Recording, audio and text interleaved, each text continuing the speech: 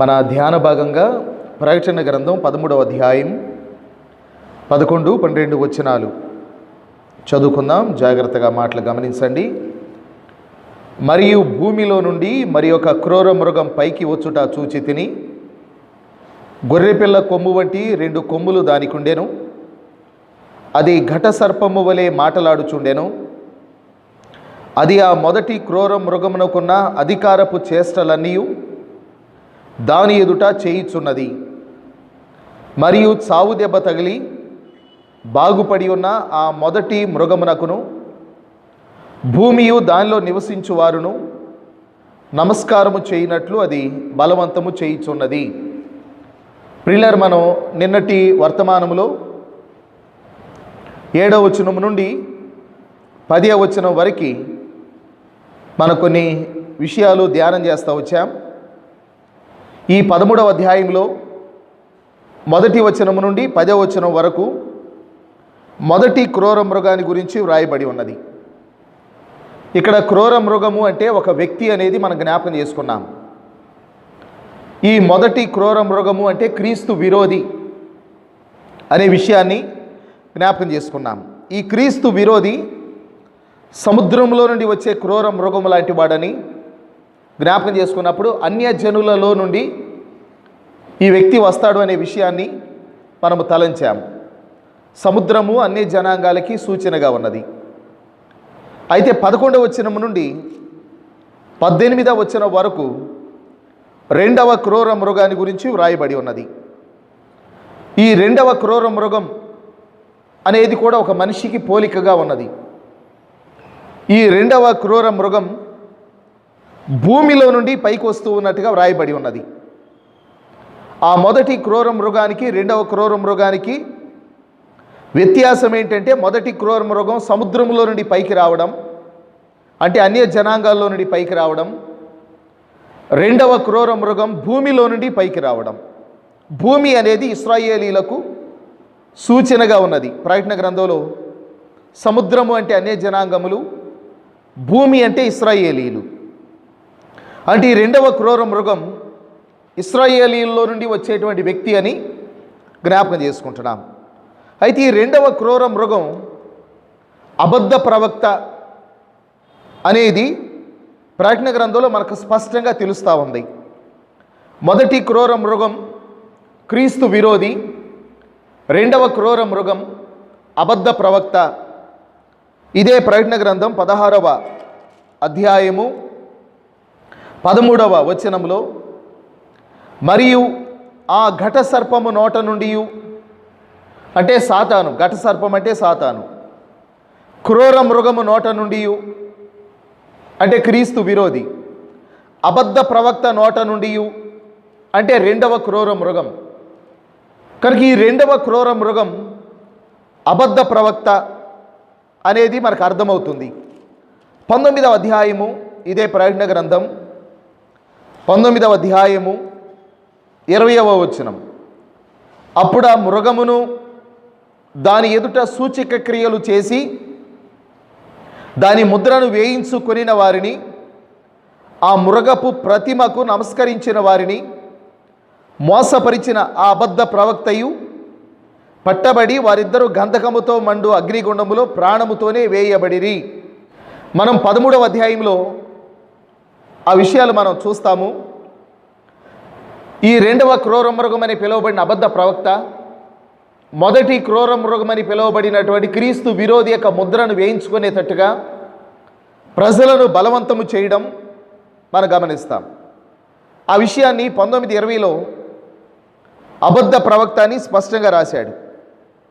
20వ అధ్యాయము 10వ వచనములో, వారిని మోసపరిచిన అపవాది అగ్ని గంధకములు గల గుండములో పడవేయబడెను.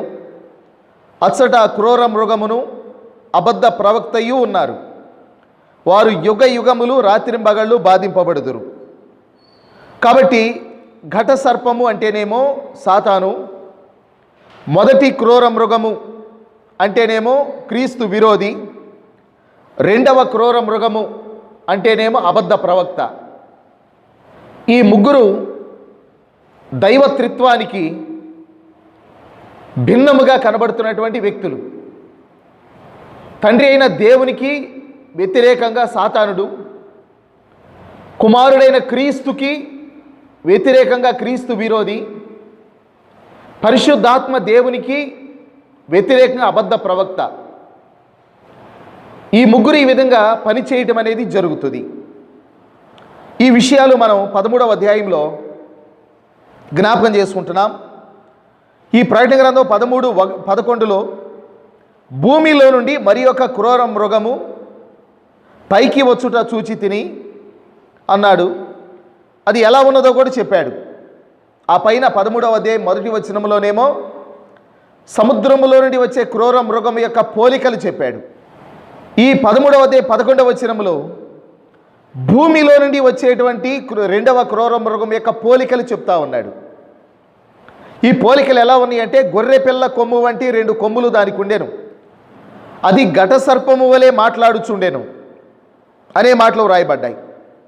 రూపానికి మాటలకు పొందిక లేని విధంగా గొర్రె పిల్ల అంటే యేసు ప్రభు, ఆయన వంటి రూపం అంటే ఆయనలాగా సాధువుగా మృదువుగా ఉన్నట్టు, నెమ్మదిగా ఉన్నట్టు, నిమ్మళముగా ఉన్నట్టు అలా కనబడవచ్చు. కానీ వారి మాటలు మాత్రం సాతానుడు గనక ప్రజల్ని ఎలా మోసం చేస్తాడో అటువంటి మాటల్ని ఆ అబద్ధ ప్రవక్త కలిగి ఉంటాడు.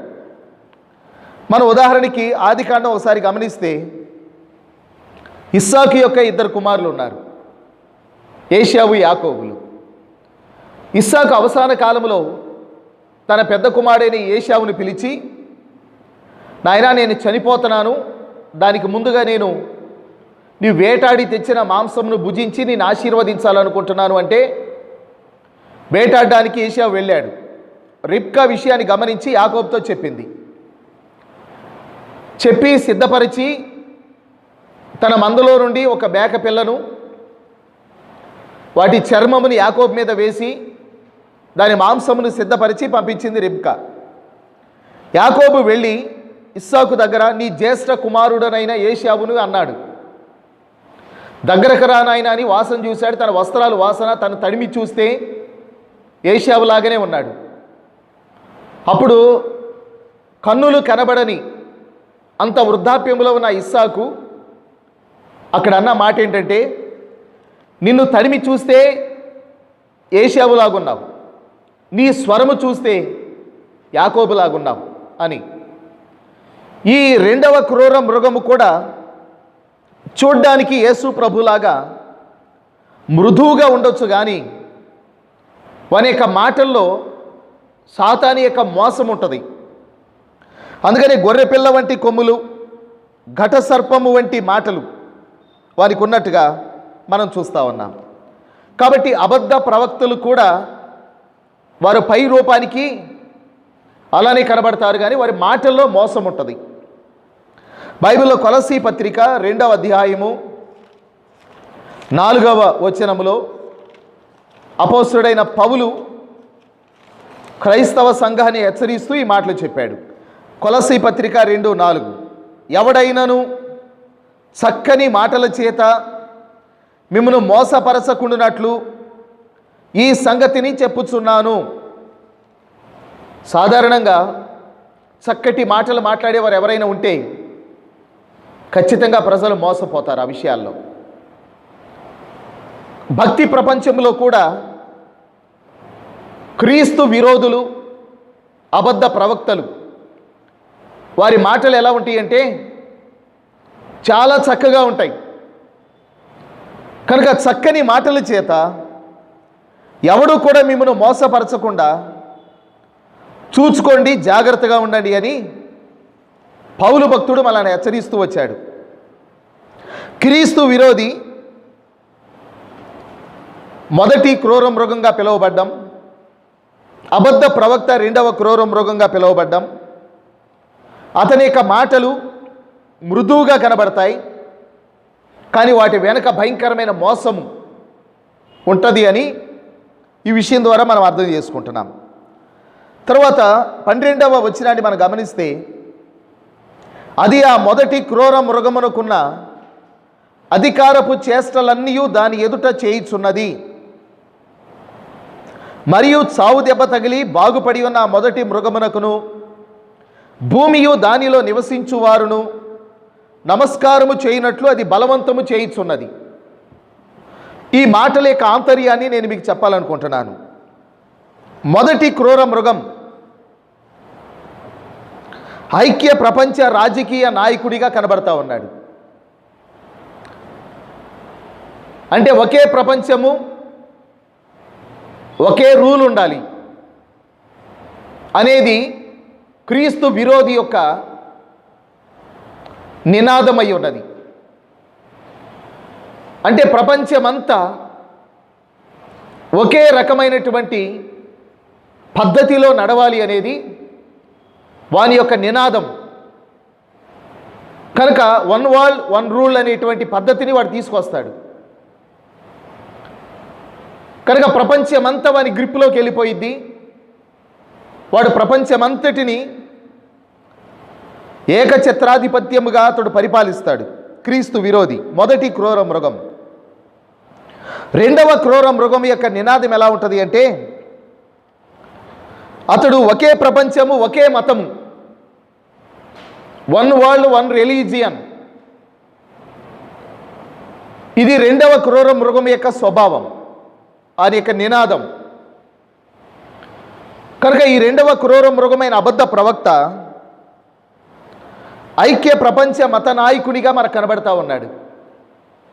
క్రీస్తు విరోధి ప్రపంచ రాజకీయ నాయకునిగా కనబడతా ఉంటే, అబద్ధ ప్రవక్త ప్రపంచ మత నాయకునిగా కనబడతా ఉన్నాడు. అది మన 12వ వచనంలో గమనిస్తూ ఉన్నాం. అంటే రానున్న రోజుల్లో ప్రపంచమంతా ఒకే రాజకీయం, ఒకే మతము అనేటువంటి పద్ధతిలోనికి వెళ్ళిపోయిద్ది అనేది బైబిల్ యొక్క ప్రవచనం. తర్వాత 13వ వచనంలో అది ఆకాశము నుండి భూమికి మనుష్యుల ఎదుట అగ్ని దిగివచ్చునట్టుగా గొప్ప సూచనలు చేయుచున్నది. అంటే అబద్ధ ప్రవక్త అనేక సూచనలు చేస్తాడు అని బైబిల్ గ్రంథంలో రాయబడి ఉన్నది. సూచనలు లేక సూచిక క్రియలు అనగానే అవి దేవుని యొక్క గుర్తులు అనుకోకూడదు. సూచనలు లేక సూచిక క్రియలు అవి దేవుని యొక్క గుర్తులు అనుకోకూడదు. ఎందుకంటే సూచిక క్రియలు అనేవి అన్ని మతాల్లో ఉన్నాయి. బైబిల్ గ్రంథంలో మనం నిర్గమకాండం చూస్తూ ఉంటే, దేవుడు మోషేని ఫరో దగ్గరకు పంపించాడు. నన్ను నమ్మరు వాళ్ళు అని మోషే అంటే, నీ చేతిలో ఉన్న కర్రను క్రింద పడవేయమని దేవుడు చెప్పాడు. మోషే తన చేతిలో ఉన్న కర్రను కింద పడవేయగానే పామైనది. తిరిగి దాన్ని పట్టుకోమంటే మరలా కర్రలాగానే మారిపోయింది. దీని ద్వారా వారు నిన్ను నమ్ముతారు, నువ్వు వెళ్ళు అన్నాడు. మోషే చాలా ధైర్యంగా వెళ్ళాడు ఫరో దగ్గరికి. ఫరోతో మాట్లాడి మోషే దేవుడు చెప్పినట్టుగా తన చేతి కర్రను క్రింద పడవేయగానే అది సర్పమాయను అని నిర్గమకాండం 7వ అధ్యాయం 10వ వచనంలో రాయబడి ఉన్నది. ఈ దృశ్యాన్ని చూసిన ఫరో ఆశ్చర్యపడలేదు, భయపడలేదు. వెంటనే తన మంత్రజ్ఞులను పిలిచాడు అతడు. 11వ వచనం. అప్పుడు ఫరో తన విద్వాంసులను మంత్రజ్ఞులను పిలిపించాను. ఐగుప్తు శకునగాండ్రు కూడా తమ మంత్రములు చేత అలాగే చేసిరి. అంటే సూచిక క్రియలు అనేవి కేవలము దేవుని యొక్క గుర్తులు అనుకోవడానికి వీల్లేదు. అక్కడున్న విద్వాంసులు తర్వాత మంత్రజ్ఞులు కూడా అలాగనే చేశారు. తర్వాత రెండవదిగా మోషే నీళ్లను రక్తంగా మార్చాడు. దీనన్నా చూసి వాళ్ళు ఆశ్చర్యపోతారు అనుకున్నాడు. కానీ ఐగుప్తు శకునగాండ్రు కూడా అలాగనే చేశారు. అదే నిర్గమకాండ 7వ అధ్యాయం 21, 22 వచనాలు. ఏటిలోని చేపలు చచ్చెను, ఏరు కంపుకొట్టెను. ఐగుప్తీయులు ఏటి నీళ్లు త్రాగలేకపోయిరి. ఐగుప్తు దేశం అందంతటా రక్తము ఉండెను. ఐగుప్తు శకునగాండ్రు కూడా తమ మంత్రముల వలన అట్లు చేయగా యెహోవా చెప్పినట్టు ఫరో హృదయము కఠినమాయెను. అతడు మోషే అహరోనుల మాట వినకపోయెను. నువ్వు చేసేదేముంది, మా మంత్రజ్ఞులు కూడా చేస్తారు అలాగని ఫరో ధీమాగా తన హృదయాన్ని కఠినం చేసుకున్నాడు. 8వ అధ్యాయంలో మోషే అహరోనులు తమ చేతిని చాపినప్పుడు ఐగుప్తు దేశం అంతా కూడా కప్పలు ఎక్కి వచ్చినాయి. 8వ అధ్యాయం 5, 6 వచనాలు గమనిస్తూ ఉంటే 7వ వచనంలో శకునగాండ్రు కూడా తమ మంత్రముల వలన అలాగు చేసి ఐగుప్తు దేశం మీదకి కప్పలు రాజేశాను. అంటే సూచనలు లేక సూచక క్రియలు ఏవైనా ఇవన్నీ కూడా దేవుని వల్లే జరిగేవి, దేవుడే చేసేవి అనుకోవడానికి వీల్లేదు. సాతానునికి కూడా కొంత అధికారం ఉంది. వాడు కూడా కొన్ని సూచక్రియలు చేయగలడు. వాని వెంబడించేవారు కూడా కొంత సూచక్రియలు చేయగలరు. కాబట్టి ఈ అబద్ధ ప్రవక్త గొప్ప గొప్ప సూచక్రియలు చేసినట్లుగా మనం చూస్తూ ఉన్నాం. బైబిల్ గ్రంథంలో మత్తయి సువార్త 24వ అధ్యాయము 24వ వచనంలో ఆయన తన రాకడకు యుగ సమాప్తికి సూచనలు యేసు ప్రభు చెప్పారు. అప్పుడు ఈ మాటను గురించి కూడా చెప్పాడు ఆయన. మత్తయి సువార్త 24:24 అబద్ధపు క్రీస్తులను అబద్ధపు ప్రవక్తలను వచ్చి సాధ్యమైతే ఏర్పరచబడిన వారిని సహితము మోసపరుచుటకై గొప్ప సూచక క్రియలను మహత్కార్యములను కనబరిచెదరు. అబద్ధపు క్రీస్తులు అబద్ధ ప్రవక్తలు ఏర్పరచబడిన వారిని సైతం మోసం చేయటానికి గొప్ప సూచక్రియలు మహత్కార్యములు చేస్తారు. 25వ వచనం, ఇదిగో ముందుగా నేను మీతో చెప్పి ఉన్నాను కాబట్టి ఎవరైనాను ఇదిగో అరణ్యములో ఉన్నాడని మీతో చెప్పినాను వెళ్ళకుడి, ఇదిగో లోపలి గదిలో ఉన్నాడని చెప్పినాను వెళ్ళకుడి. కాబట్టి వాళ్ళు తమ యొక్క మహత్కార్యముల ద్వారా మనల్ని మోసం చేస్తారు కనుక జాగ్రత్తగా ఉండాలి అని ప్రభు ముందుగా చెప్పాడు.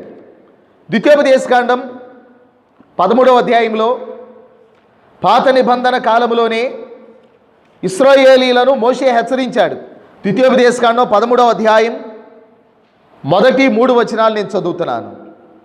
ప్రవక్తయే గాని కలలు కనువాడే గాని నీ మధ్య లేచి నీ ఎదుట సూచిక క్రియనైనను మహత్కార్యమునైనను చేసి నీవు ఎరుగని ఇతర దేవతలను అనుసరించి పూజింతము రమ్మని చెప్పిన ఎడల అతడు నీతో చెప్పిన సూచిక క్రియ గాని మహత్కార్యము గాని సంభవించినను ఆ ప్రవక్త మాటలను కలలు కనువాని మాటలను వినకూడదు.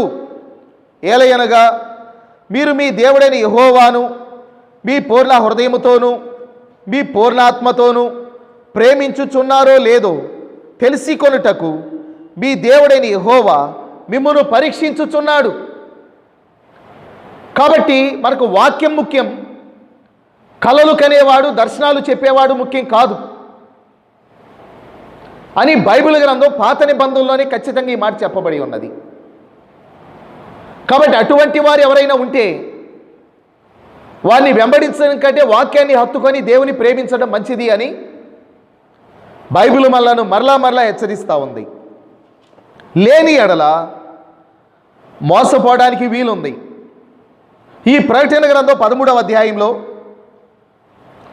మనం 13వ వచనం గమనించినప్పుడు ఆకాశము నుండి భూమికి మనుషుల ఎదుట అగ్ని దిగి వచ్చినట్లుగా గొప్ప సూచనలు చేసినట్లుగా అబద్ధ ప్రవక్తను గురించి వ్రాయబడి ఉన్నది. పాత నిబంధనలో రాజుల మొదటి గ్రంథం 18:38లో ఏలియా చేశాడు ఆ పని. ఈ అబద్ధ ప్రవక్త అలాగున నేను కూడా ఒక ప్రవక్తని నిజ ప్రవక్తని అన్నట్టుగా మోసం చేయడానికి ఆ పని చేస్తూ ఉన్నాడు. ప్రకటన గ్రంథం 11వ అధ్యాయం 5వ వచనంలో ఆ ఇద్దరు ప్రవక్తలు చేసినట్లుగా ఈ అబద్ధ ప్రవక్త కూడా నేను కూడా నిజమైన ప్రవక్తనే అని భ్రమపరచడానికి వాడు చేసే పని.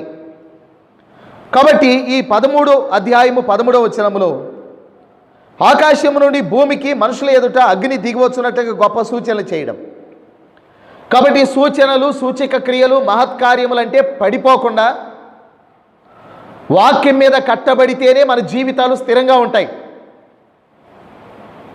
లేకపోతే కష్టమే.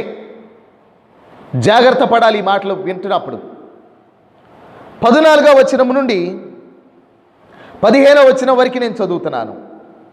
కత్తి దెబ్బ తినియు బ్రతికిన ఈ క్రూర మృగమునకు ప్రతిమను చేయవలనని అది భూనివాసులతో చెప్పుచు ఆ మృగము ఎదుట చేయుటకు తనకియ్యబడిన సూచనల వలన భూనివాసులను మోసపుచ్చుచున్నది. మరియు ఆ మృగము యొక్క ప్రతిమ మాటలాడునట్లును ఆ మృగము యొక్క ప్రతిమకు నమస్కారము చేయని వారిని హతము చేయనట్లును ఆ మృగము యొక్క ప్రతిమకు ప్రాణమిచ్చుటకై దానికి అధికారం ఇవ్వబడెను. ప్రియులారు, ఇక్కడ ఒక ప్రతిమ మనకు కనబడతా ఉంది. క్రీస్తు విరోధి యొక్క బ్రహ్మాండమైన ఒక ప్రతిమ తయారు చేయాలి అని అబద్ధ ప్రవక్త ప్రజలను బలవంతం చేయడం మనం చూస్తాం. ఆ విధంగా ఒక బ్రహ్మాండమైన ప్రతిమను తయారు చేశాక ఆ ప్రతిమకు మాటలాడునట్లుగా ప్రాణం ఇవ్వడం అనేది జరుగుతుంది. కనుక ప్రతిమ మాట్లాడుతుందా? ఈ రోజుల్లో అయితే చాలా సింపుల్గా చెప్పగలం. ఎందుకంటే మనుషులు రోబోలు తయారు చేస్తున్నారు, అవి నడుస్తున్నాయి, పని చేస్తున్నాయి, మాట్లాడుతున్నాయి. కాబట్టి మనిషి ఆకారంలో ఉన్న రోబోలు తయారు చేస్తున్నారు, అవి మనిషిలాగానే మాట్లాడుతూ ఉన్నాయి. అయితే ఆ రోజుల్లో యోహాను ఈ మాటలు రాసే టైంలో అది అర్థం చేసుకోవడానికి కూడా కష్టమే. కానీ యోహాను నమ్మాడు భవిష్యత్తులో ఇది జరుగుతుంది అని. కాబట్టి అటువంటి ఒక ప్రతిమ తయారు చేస్తారు, ఆ ప్రతిమ మాట్లాడుతుంది. అంత మాత్రమే కాదు, దానికి ప్రాణం ఇవ్వడానికి అబద్ధ ప్రవక్తకు అధికారం ఉంది. ప్రాణం ఇవ్వడం అంటే ఒక మనిషి తనంతడు తానుగా ఎలా ఆలోచించగలడో అటువంటి ఒక రోబోని తయారు చేస్తారు. ఆ రోబో మనిషిలాగానే మాట్లాడడమే కాదు, మనిషిలాగా సొంత నిర్ణయాలు తీసుకోగలిగిన అటువంటి ప్రతిభను, రోబోను మనుషులు తయారు చేస్తారు అనడానికి మనము బైబిల్లో ఈ మాటలు మనం గమనిస్తూ ఉంటున్నాం. అయితే ఆ ప్రతిమ ఏం చేస్తూ ఉంటుంది? ఆ రోబో ఏం చేస్తుంది? ఎవరైతే తనకు నమస్కారము చేయలేదో వారిని హతము చేసిద్ది అనే విషయాన్ని మనం చూస్తూ ఉంటున్నాం. కనుక మనుషులు తయారు చేసేటువంటి రోబోలు ఉన్నాయి. ఈ మధ్యకాలంలో ఒక రోబోను తయారు చేసి దానికి సోఫియా అనే పేరు పెట్టారు. ఆ రోబోని విలేకరులు ఇంటర్వ్యూ చేశారు, అడిగారు, నీకు మనుషులంటే ద్వేషమా, వారిని చంపుతావా అని. ఆ రోబో చెప్పిన మాట ఏంటంటే, ప్రస్తుతానికి నాకు అటువంటి ఆలోచన లేదు అని. ప్రస్తుతానికి అటువంటి ఆలోచన లేదు అంటే భవిష్యత్తులో అటువంటి ఆలోచన కలగొచ్చేమో. ఎవరైతే ఆ ప్రతిమకు నమస్కారము చెయ్యరో వారిని హతము చేయనట్లు ఆ మృగము యొక్క ప్రతిమకు ప్రాణమిచ్చుటకై దానికి అధికారము ఇయ్యబడెను అనే మాటల్ని మనం చూస్తూ ఉన్నాం. తర్వాత 16 నుండి 18 వచనాలు.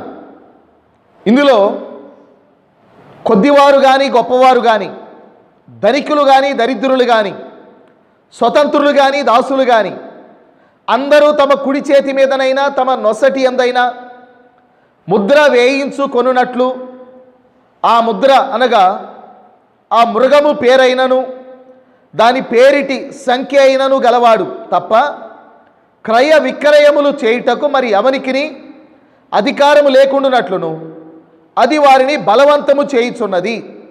బుద్ధిగలవాడు మృగము యొక్క సంఖ్యను లెక్కింపనిమ్ము, అది ఒక మనుష్యుని సంఖ్యయే. ఆ సంఖ్య 666. ఇందులో జ్ఞానము గలదు. ఈ 666 అన్నప్పుడు ఒకటి అంకేసి కింద ఫుట్నోట్లో 616 అన్నాడు, అంటే 616. కొన్ని ప్రాచీన ప్రతుల్లో 616 అని రాసింది, కానీ 666 అని ఇక్కడ తర్జుమాలో రాయబడి ఉన్నది. దీనిని గురించి నేను చెప్పి ముగిస్తాను. ఈ మృగము యొక్క సంఖ్యను గురించి రకరకాల అభిప్రాయాలు ఉన్నాయి. పుస్తకాల వెనక బార్కోడ్ ఉంటుంది, దాన్ని స్కాన్ చేస్తారు. ఆ బార్కోడ్ వచ్చినటువంటి మొదటి దినాల్లో 666 ముద్ర అదే అన్నారు, తర్వాత అది కాదన్నారు. ఆధార్ కార్డు వచ్చింది, 666 ముద్ర అదే అన్నారు, తర్వాత కాదన్నారు. RFID చిప్ వచ్చింది, 666 ముద్ర అదే అన్నారు, కానీ తర్వాత అది కూడా కాదు. ఎందుకు అంటే మొదట ఈ 666 అనేటువంటి ముద్ర ఎవరి కోసం అంటే ఎవరైతే యేసుప్రభుని నమ్మకుండా రెండవ రాకడలో విడవబడతారో వారికి. కనుక యేసుప్రభు రాకడకు మునుపు దానిని గురించి మనం చింతించాల్సిన పని లేదు. ఇదేమో అదేమో అని చెప్పి మనం కంగారు పడాల్సిన పని లేదు.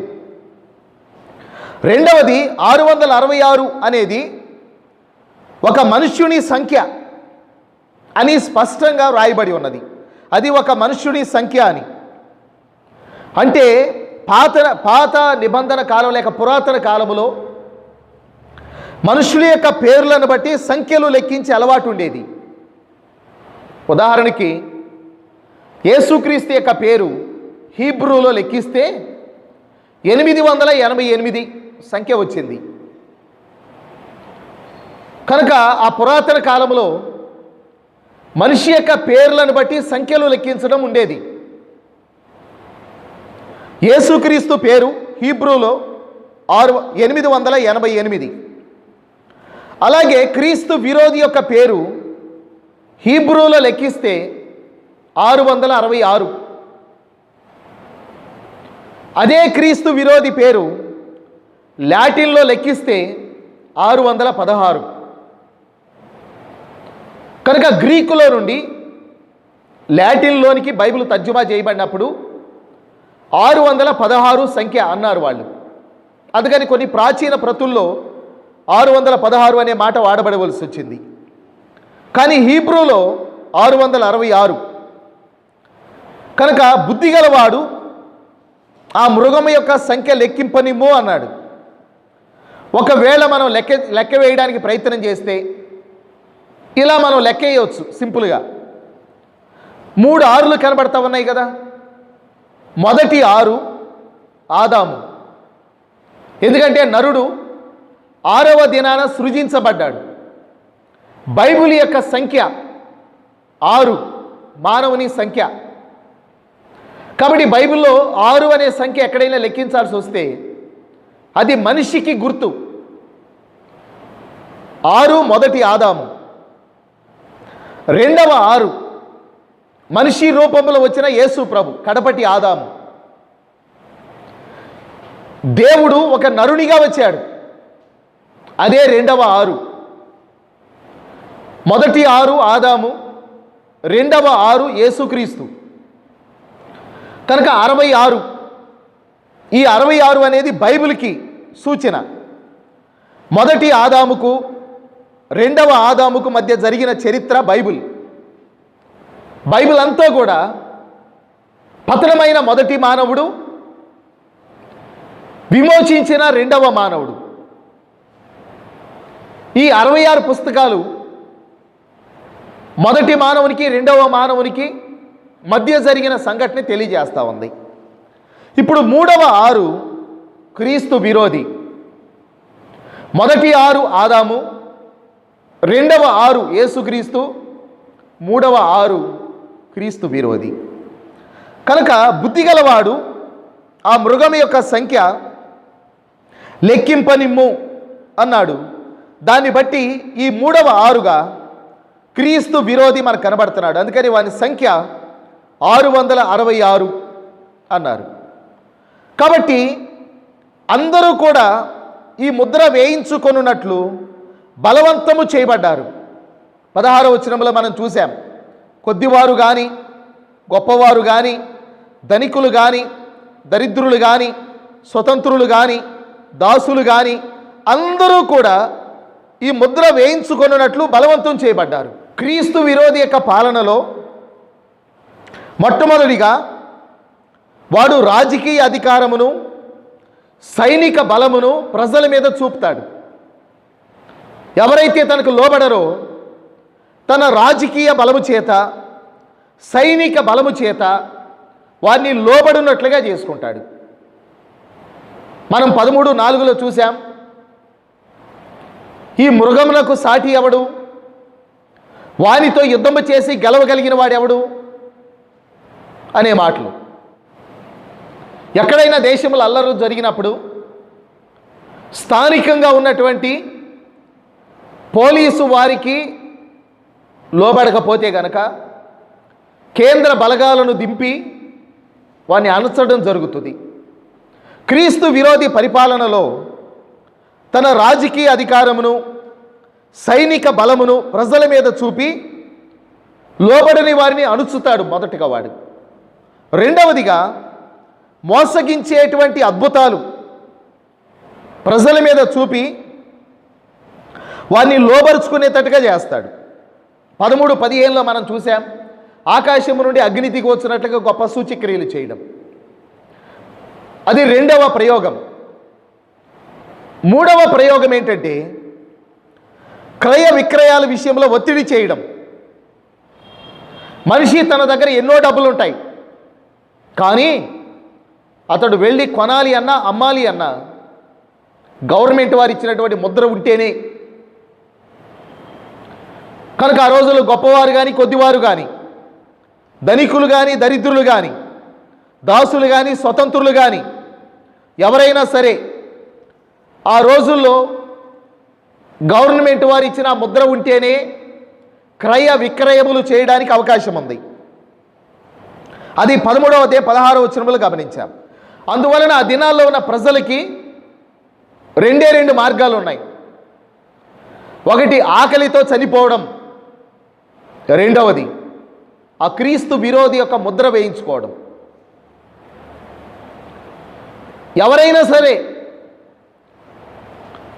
ఆకలితో చనిపోవడం అన్నా జరగాలి, క్రీస్తు విరోధి యొక్క ముద్రనన్నా వేయించుకోవాలి. మనం అనుకోవచ్చు, క్రీస్తు విరోధి యొక్క ముద్ర వేయించుకుంటే ఏం పోయింది, చక్కగా క్రయ విక్రయాలు చేయడానికి, ఏదైనా కొనుక్కోవడానికి, అమ్ముకోవడానికి వీలుంటుంది కదా అని. ఒకవేళ అలా గనక వేయించుకుంటే 14వ అధ్యాయం ప్రకటన గ్రంథం 9వ వచనం నుండి ఈ విధంగా వ్రాయబడి ఉన్నది.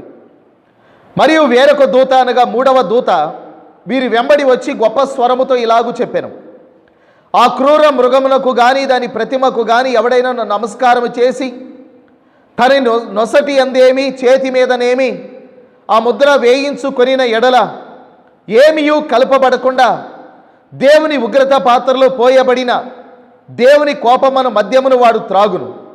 పరిశుద్ధ దూతల ఎదుటను గొర్రెపిల్ల ఎదుటను అగ్ని గంధకముల చేత వాడు బాధింపబడును, వారి బాధా సంబంధమైన పొగ యుగ యుగములు లేచును.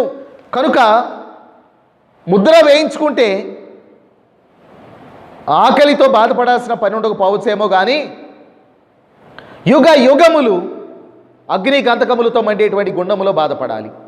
ఆ పరిస్థితులు ఎలా ఉంటాయి అంటే, ముందుకు వెళితే గొయ్యి, వెనక వెళితే నుయ్యి అన్నట్టు ఆ పరిస్థితులు ఉంటాయి. అది 7 ఏళ్ల శ్రమల కాలంలో జరిగే పరిస్థితి. అయితే అప్పుడు రెండు అవకాశాలు ఉన్నాయి. ఇప్పుడైతే మూడవ అవకాశం ఉంది. ఈ మూడవ అవకాశం ఏంటంటే, ఇప్పుడున్న అవకాశం యేసు ప్రభు రాకడకు ముందు రక్షింపబడి సార్వత్రిక సంఘములో మనం సభ్యులుగా చేరితే, ఎత్తబడేటువంటి సంఘములో కనుక ఉండగలిగితే ఆ దినాల్లో జరిగే ఆ పరిస్థితులను తప్పించుకోవడానికి అవకాశం ఉంది. విడవబడిన వారికి రెండు మార్గాలు ఉన్నాయి. ఆకలితో చచ్చిపోవడమా, క్రీస్తు విరోధి ముద్ర వేయించుకోవడమా. కానీ యేసు ప్రభు రాకడకు మునిపే, శ్రమలకు మునిపే రక్షింపబడితే కనుక వాటిని మనం తప్పించుకొని 7 విందులో మధ్యాకాశంలో మనం ఉండగలం. ఆ భూమి మీద ఆకలి దప్పులు, ఆ క్రీస్తు విరోధి యొక్క ముద్ర, ఆ వేదన, ఆ తెగుళ్ళు, ఆ ఉగ్రత పాత్రలు ఇవన్నీ తప్పించుకొని మధ్యాకాశంలో విందులో ప్రభుతో కూడా మనం ఆనందించేవారిగా ఉండాలి అంటే రాకడకు మునిపే యేసు ప్రభు నమ్ముకొని ఆయన బిడ్డలుగా జీవిస్తే మనం ధన్యులం, భాగ్యవంతులం అవుతామని ఈ మాటల ద్వారా నేను జ్ఞాపకం చేస్తూ ముగిస్తూ ఉంటున్నాను. తల్ల వంచని ప్రార్థన చేద్దాం. ప్రేమగల తండ్రి, పరిశుద్ధుడైన మా ప్రియ ప్రభువా, మేము ఈ దినాల్లో ప్రకటన గ్రంథంలో నుండి రాబోతున్నటువంటి ప్రపంచ పరిస్థితులను అవగాహన చేసుకోవడానికి మీరు మాకు సహాయపడుతూ వచ్చారు. మా మనుగడ మా చేతిలో లేదు, అది కేవలం నీ యొక్క చేతిలోనే ఉన్నది. నీవు బైబిల్ ఏదైతే రాసి పెట్టావో అవన్నీ నెరవేర్చడానికి సమర్థుడవు నాయన. ప్రపంచ పరిస్థితులన్నీ బైబిల్లో వ్రాయబడిన విధంగా నెరవేరుతుంటున్నాయి. మీ రాకడ సమీపంగా ఉంది. భూమి చీకటిని కమ్మినట్లుగా నాయన ప్రపంచంలో ఉన్న పరిస్థితులన్నీ కమ్ముకుంటూ వస్తూ ఉన్నాయి. మీ రాకడ అతి సమీపంగా ఉన్న ఈ దినాల్లో విడవబడిన వారు ఎంత ఘోరాతి ఘోరమైన పరిస్థితులు భూమి మీద ఎదుర్కొంటారో మేము జ్ఞాపకం చేసుకున్నాం నాయన. ముందుగా నమ్ముకోవడం, సంఘంలో ఎత్తబడడం ఎంత ధన్యతో మేము జ్ఞాపకం చేసుకుంటూ వచ్చాం. ప్రేమ కలిగిన మా తండ్రి, మీరు ఆనాడు ఇశ్రాయేలుతో మీరు చెప్పారు, నీ క్షేమకాలంలోనే నేను నీతో మాట్లాడి తిని, కానీ నీ విననని అంటివి అని. వారి మీదకి వచ్చిన దుర్గతిని గురించి మీరు మాట్లాడారు. ఈ దినాల్లో మాకు క్షేమకాలంలోనే మాతో మాట్లాడుతుంటున్నారు. అర్థం చేసుకోగలగడానికి ప్రతి ఒక్కరికి కృపనివ్వండి నాయన. రాతి మీద రాయి నిలిచి ఉండని అని దినాలు రాబోతున్నాయని ఆనాడు ఇశ్రాయేలుతో మీరు చెప్పారు నాయన తండ్రి. వారి యొక్క సమాధాన సంబంధమైనటువంటి సంగతులు వారితో చెప్పినప్పుడు వారు గ్రహించకపోవటం వలన భయంకరమైన ఉగ్రత వారి మీదకి వచ్చింది. ఈ దినాల్లో మమ్మల్ని హెచ్చరిస్తూ ఉంటున్నారు. మా గ్రామంలో ఉన్న ఈ మైకు ద్వారా వింటున్న ప్రతి ఒక్కరూ, ఈ వాక్యాన్ని వింటున్న ప్రతి ఒక్కరూ జాగ్రత్త పడగలగడానికి కృపనివ్వండి. మా గ్రామాన్ని ఆశీర్వదించండి, మా గ్రామాన్ని కాపాడండి.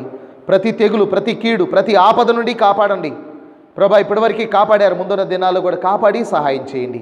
మా గ్రామంలో ఉంటున్న ప్రతి ఒక్కరిని మీ చేతులకు అప్పగిస్తూ ఉంటుండగా రాత్రులు చక్కటి నిద్ర, పగలు మంచి ఆరోగ్యం, వారి పనులన్నింటిలో వారికి దీవెన దయచేయండి. ఉద్యోగస్తులను వారి ఉద్యోగాల్లో మీరు దీవించండి.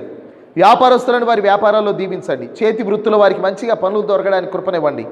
వ్యవసాయం చేసుకునే వారికి పొలంలో దీవెన దయచేయండి నాయన తండ్రి. సేవ చేసేవారిని సేవలో బలంగా వాడుకోనండి ప్రభువా.